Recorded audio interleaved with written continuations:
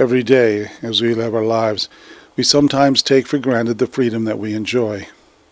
Freedom that in 1940 was something worth fighting for. It was a time of war, a time of human suffering and mass destruction. Men and women from every corner of Canada came to support those in Europe who were suffering under the constant barrage of Nazi domination. But during the war, I was 17 and 18, and it was a continual bombing. We got so used to it that we never knew that we were going to ever sleep in our beds. We just went to work, and as it got dark or dusk, we would head to either the basement, which was our cellar, and to the air raid shelters.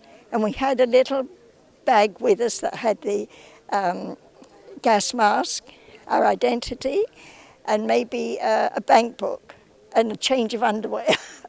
That was it. The house would be bombed, and it was a continual. We saw dog fights, but the Spitfire coming over gave us all inspiration. We never thought that we would ever lose, because Churchill made it possible that we could do it, and the sound of the Spitfire and even watching the dog fights gave us the inspiration, yeah, we're British and we can do it. There was one occasion that I remember, there was a bombing in London, and it was very severe. The whole road went down, and it was rubble. And there was a woman looking at her place that was her home, and she was starting to clear the rubble. And someone said, "What are you looking for?" And she said, "It's my daughter's birthday, and I promised her a birthday party today, and this was her living room." She had nothing, but she was clearing the rubble, and out of her inspiration, tables arrived. They cleared the rubble, food arrived, and that girl had a birthday in the middle of all this rubble, and that'll never, nothing will ever change that. That was something very inspirational, that out of nothing, that girl had a birthday party. So the heck with that, Adolf Hitler, we're having a birthday party. Absolutely. Nothing will ever, I think, meet that. For the courage of that woman to say her daughter was going to have a birthday, and she had one. In Canada, the word was out. Taking time to relax and enjoy their lives, young people wondered, how could we offer our help? What happened next makes us who we are as Canadians. In Nanton, Alberta, at the Bomber Command Museum of Canada, there is a wall. It has two sides and stands in remembrance of the many men who died in battle, fighting for this idea we call freedom. The following are a series of comments from the men who boarded the planes each night, flew into battle, and were fortunate enough to make it home. The Timekeeper's website that accompanies the documentary features a series of classic interviews from the airmen of Bomber Command. These are some of their stories. To start with, I used to get magazines from England, and it was all these stories of fighter pilots with biplanes during the First World War. And I figured, gee, when I grow up, that's what I'm going to be. And then the war came along, and I had relatives in England that had been bombed, and I'd always wanted to be in the Air Force, so as soon as I turned 18, next month I joined the Air Force. How dangerous was it when you got into that plane and you started on your mission? How dangerous was it to do that as something to do? Well, everything about those bombers was probably dangerous. The takeoff was dangerous. But once you got into the flight, once you got into the airplane doing your job, you didn't think about the danger. You probably thought about it beforehand at briefing and that kind of thing, particularly if it was a tough job, a tough target like Berlin or one of the German targets. The flak was very, very tough. In my view, I think the flak was more dangerous than fighters. I think it took a very brave man to sit there in the pilot's seat and steer through that flak, because it was the most tremendous fireworks display one ever saw. Flak coming up looked as though it was coming very, very slowly, and when it got beside you, it zoomed, it went fast, you know. Yeah, so, you know, And and going through the target was probably the most dangerous. Not a lot of it we didn't really realize, because you'd go through the target as a group. We had time to go across, 500 or 600 or 700 airplanes to go across the target in, say, half an hour. That was a lot of airplanes going through. The thing to do was to hold straight and level while the bomb aimer dropped the bombs on the target. And then you almost always did a sharp 90-degree turn, one way or the other, to head for home. Now that was a dangerous place because, and I don't think we realized at the time, because a lot of the people would be flying on your right-hand side, and or on your left-hand side, wherever you did, into your turn. You'd fly into somebody. And so I imagine there were a lot of crashes. I personally didn't see them that much because my head was down on the books trying to give course corrections and that kind of thing to get through. But that was probably a dangerous place. And then, as I just finished telling you, sometimes the route home take you through flak, and that always, I thought, was the most dangerous. And jagged metal, the shell would break, and it would explode, and if it didn't make a direct hit on you, explode in the airplane, do real damage. It would throw all these bits of metal at you and probably hit the airplane and turn it on fire, hit a gas tank, burn it, or damage controls. So there's all kinds of possibilities of damage with flak.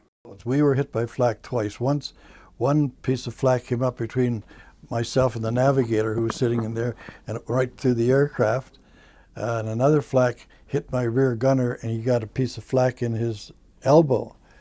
But and the one that came up through by the navigator and myself, the hydraulics were shot off, so we had to do everything by hand after that. You see the flak, and you don't. Then you hear big loud booms. But I've seen many aircraft hit directly, knock an engine out or knock a couple engine out, and they would go off, and you'd start to look to see if you could see any parachutes, and you'd see some. But one of the crews that we flew with was another American pilot. He got shot down over Germany. All his crew bailed out. They never found him or the Lancaster. He never found him. His crew, who were from our Cook Squadron, they worked their way back through the underground, and all came back to England 3 weeks after they were bailed out.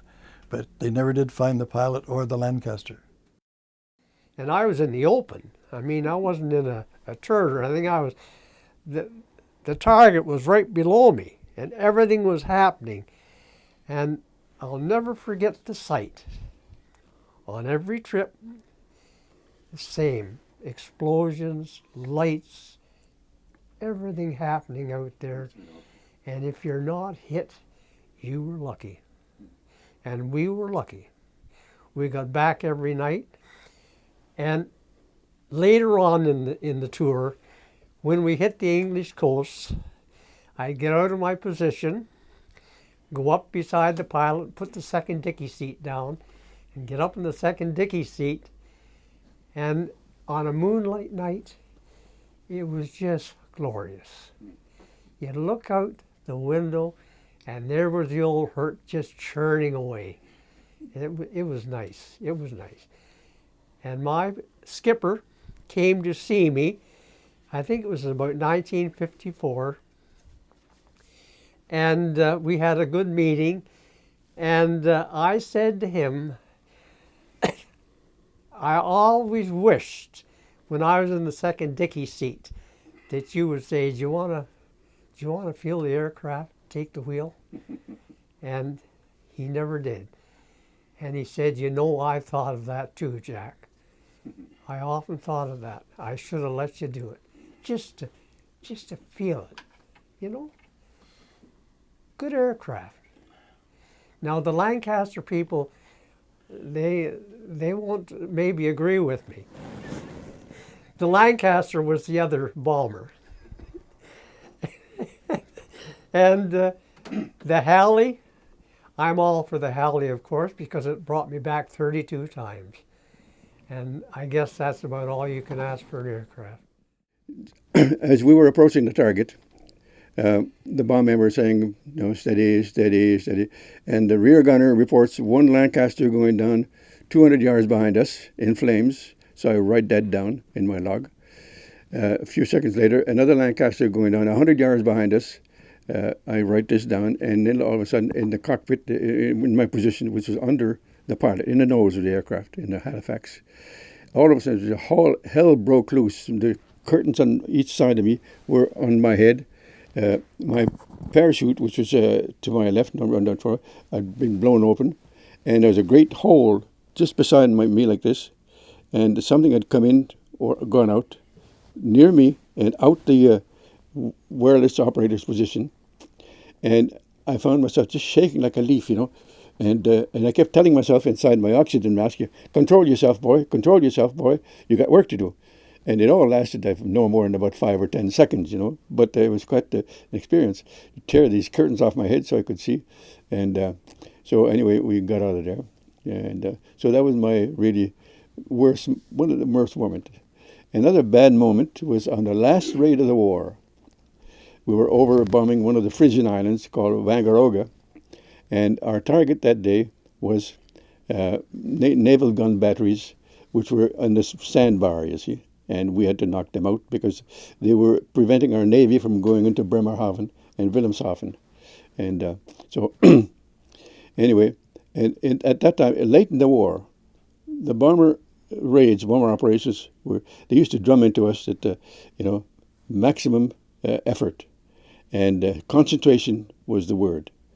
And you had to destroy the opposition completely, and we used to go in waves of 150 aircraft, heavy aircraft, every 5 minutes, at that rate. Well, this day it was a daylight operation over Vangaroga, and we're going over the target at the rate of 30 per minute. And our bomb aimer was saying, steady, steady, steady. And all of a sudden, the flight engineer let out a howl. Jesus Christ, skipper, move over. And so the skippers we were boxed in. We couldn't, And he said, because another aircraft 100 feet above us, with bomb doors open. Now, our bomb aimer is saying, steady, steady, steady. Guess what the other guy is saying? So anyway, just at the last second, you managed to ease over a little bit, and the bomb aimer let out a great howl.